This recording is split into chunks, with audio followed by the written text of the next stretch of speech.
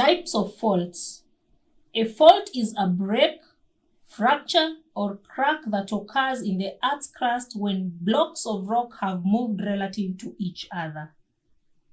A fault consists of the fault plane, the hanging wall, and the footwall. The fault plane is the surface that separates two moving rocks. The hanging wall is the top part of the rock above the fault plane. The footwall is the bottom part of the rock below the fault plane.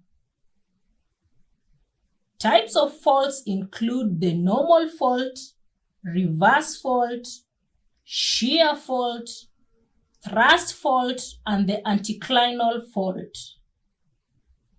A normal fault is formed when crustal rocks are subjected to tensional forces causing the hanging wall to slide downwards along a fault plane. An example of a normal fault is the East African Rift Valley. The reverse fault is formed when crustal rocks are subjected to compressional forces, and as a result, the hanging wall moves up. A reverse fault is associated with a convergent plate boundary that produces the world's highest mountain chains, the Himalayas, and the Rocky Mountains. The shear fault is also known as the strike-slip fault. It is formed when the crustal rock is subjected to horizontal compressional forces causing the crustal rocks to slide or slip past one another parallel to the fault line.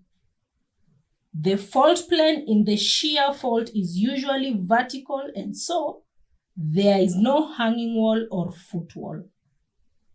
A shear fault is associated with a transform plate boundary such as the San Andreas fault.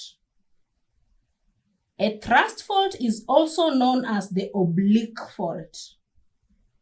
It is an almost horizontal fault caused by strong compressional forces where one block of land is pushed over the other block along the fault.